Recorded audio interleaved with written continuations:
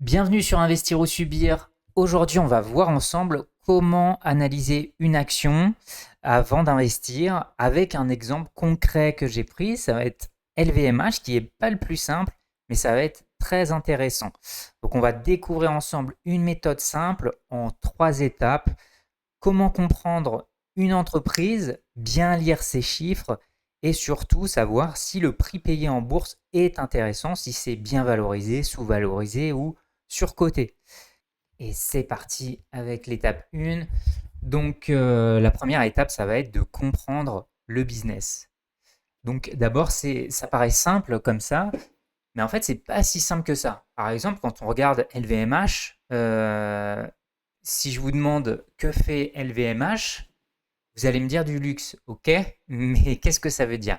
Parce que LVMH, c'est un groupe avec des centaines d'entreprises. Donc en fait, c'est assez difficile. On va d'abord essayer de les répartir par catégorie, ce qu'on appelle des segments. Donc mode et maroquinerie, vin et spiritueux, etc., etc. Parfum, voilà, avec des entreprises que vous connaissez globalement toutes, hein, Louis Vuitton, Sephora, etc. Et pourquoi on investit dans une entreprise? C'est surtout parce qu'elle a un avantage concurrentiel. Donc un avantage concurrentiel, si une entreprise n'en a pas, je pense que c'est une mauvaise idée d'investir dedans. Donc évidemment, qu'est-ce que c'est un avantage concurrentiel? Ça va être les points qui nous démarquent par rapport à nos concurrents et qui font que les clients viennent acheter des produits ou services dans votre entreprise et pas dans celle du voisin. Donc, aujourd'hui sur LVMH, la première chose, c'est qu'on a une puissance de marque, une distribution intégrée, ça c'est hyper importante, notamment en boutique. Voilà, il y a beaucoup de produits qui peuvent être achetés uniquement en boutique et un e-commerce qui est contrôlé. Donc, ça crée un effet de rareté. Voilà, les clients se sentent importants. Et pourquoi les gens viennent? C'est parce qu'il y a aussi du savoir-faire. J'y rajouterais aussi qu'il y a de l'histoire. Quand on est dans le luxe, c'est difficile d'entrer sans une histoire concrète. Et Louis Vuitton en a une belle. Hermès, même chose, je dirais même un peu plus présente. Mais dans tous les cas, c'est nécessaire à un positionnement correct. J'ai gardé en dernier point le pricing power. Donc ça, c'est assez génial et c'est dû au luxe. Qu'est-ce que c'est le pricing power? En fait, c'est ce qu'on appelle en français une inélasticité prix. C'est-à-dire, on peut augmenter ses prix et on peut conserver le même nombre de clients. Donc ça, c'est assez génial et c'est surtout lié au luxe. Évidemment, ceux qui font du low cost, c'est pas possible. Ce qui permet de conserver des marges très fortes, voire accroître ses marges et sans perdre de clients. Donc ça, donc après avoir vu l'avantage concurrentiel, on va essayer de voir quels sont les moteurs de croissance. Et oui, parce que quand on achète une entreprise, donc soit on l'achète parce qu'on estime qu'elle est sous-valorisée, ou soit on estime qu'il y a une croissance attendue, donc elle peut se manifester de différentes manières. Donc, par exemple, si on estime qu'elle est sous-valorisée, pourquoi? Admettons, le luxe, c'est cyclique. Aujourd'hui, chez LVMH, on peut estimer qu'on est en bas de cycle. Alors évidemment, euh, il faut analyser ça concrètement, hein. Pourquoi on serait en bas de cycle? Est-ce que, par exemple, sur l'aspect géographique, la Chine, il va y avoir une reprise forte, qui fait qu'il y aura un retour de la croissance. Je t'ai dit la Chine, mais on parle même de l'Asie en général. Et notamment en termes de perspective de croissance, on sait, ils savent plutôt, qu'il y aura davantage de clients aisés à venir, davantage de tourisme et davantage de pays émergents avec cette clientèle qui va rentrer chez LVMH. Donc ça, c'était pour l'étape 1, ça va être de comprendre le business et les perspectives.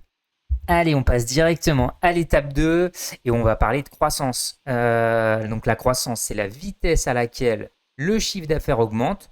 Chez LVMH, on la suit par segment et par région, on l'a vu.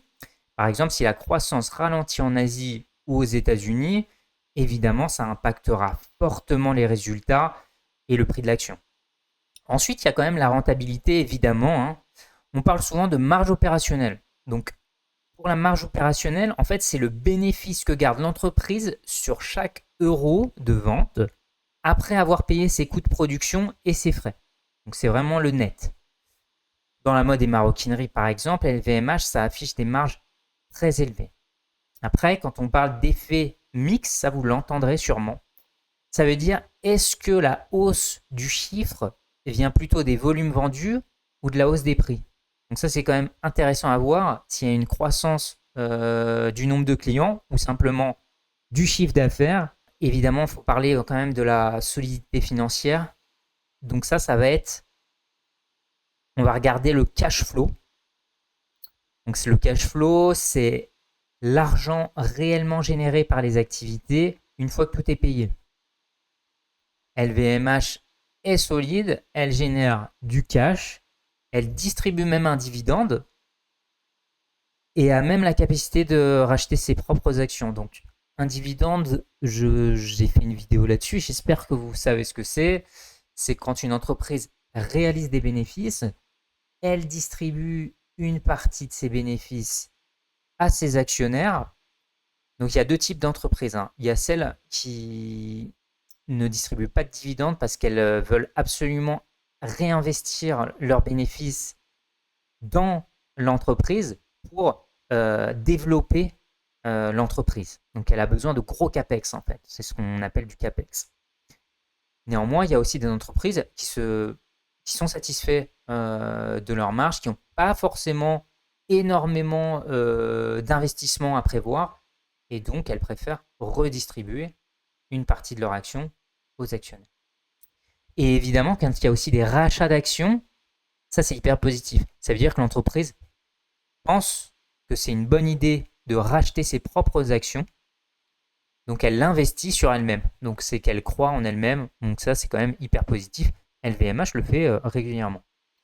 Je rajouterai une troisième chose qui n'est pas vraiment sur les chiffres, mais qui est sur le management. Le management, aujourd'hui tout le monde sait, hein, LVMH c'est Bernard Arnault. Il y a une confiance aussi autour de Bernard Arnault. Il a réalisé, il a montré qu'il savait gérer d'une main de maître son empire, hein, maintenant. Aujourd'hui, Bernard Arnault, on sait que c'est un excellent gestionnaire et il n'y aura pas de problème de trésorerie et même de direction pour faire croître son entreprise. Allez, on part à l'étape 3. Et l'étape 3, ça va être la valorisation et les comparables. Donc, je suis beaucoup plus long que ce que j'avais prévu, mais j'essaie d'insister pour que ce soit clair pour tout le monde. Donc la valorisation, c'est la réponse à une question simple qui est est-ce que l'action est chère ou pas par rapport à ce qu'elle rapporte. Donc on utilise des ratios. Le plus connu, ça va être le PER. Le PER, c'est Price Earning Ratio. Donc c'est le prix de l'action divisé par le bénéfice par action. Autrement dit, ça va être combien d'années de bénéfices il faut pour rembourser ton achat si les profits restent stables. Ok, donc on peut aussi regarder le price to sales. Donc ça, c'est combien de fois le chiffre d'affaires annuel vaut en bourse.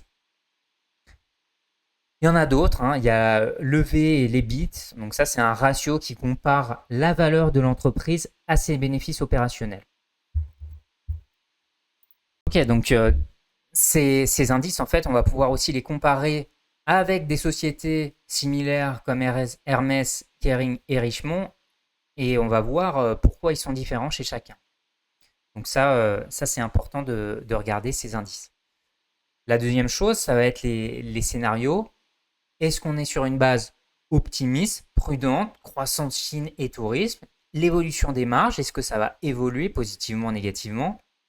Il y a le taux de change. Alors ça, le taux de change, c'est difficile à prévoir, mais ça peut jouer énormément et ça peut justifier un multiple cible.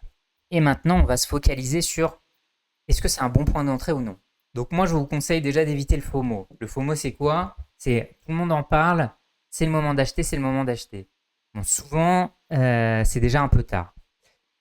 Néanmoins, moi, ce que je vous conseille, c'est que lorsque vous avez fait vos devoirs, vous avez considéré que les critères sont bons, le business est solide, sur des années d'ailleurs, pas juste à l'instant, et l'action, sur les prochaines années, va monter, il y a un boulevard devant. Ok, donc maintenant que vous avez ces perspectives-là, je vous conseille de faire une entrée fractionnée, c'est-à-dire vous pouvez faire du DCA, Dollar Cost Average, c'est-à-dire, ok, j'investis un tiers maintenant, un tiers dans 2 mois, un tiers dans 4 mois.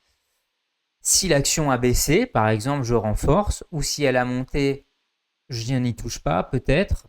Voilà, ça c'est à vous de... Mais essayez de ne pas tout mettre vos œufs dans le même panier à un instant T. Et allez, petit bonus pour vous, attention au piège émotionnel.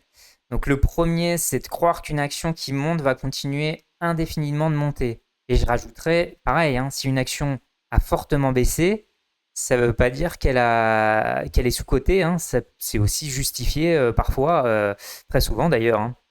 Donc attention, hein, une entreprise qui a baissé, c'est pas forcément une super affaire. La règle d'or, une superbe entreprise peut être une mauvaise action si elle est considérée comme trop chère. Donc attention, toujours des entreprises de qualité, mais pas à n'importe quel prix quand même. Et maintenant, je te donne une méthode simple que tu pourras appliquer partout. Donc là, le premier point, ça va être, on comprend le business. Qu'est-ce que vend l'entreprise, à qui et quelles sont ses forces. 2, il faut regarder les chiffres. Donc la croissance, les marges, le cash flow et la dette. C'est suffisant. 3, on va analyser la valorisation. Donc là, on regarde les ratios que je t'ai montrés, les scénarios et le point d'entrée. Point d'entrée, voilà, par palier, par DCA, par zone de valeur.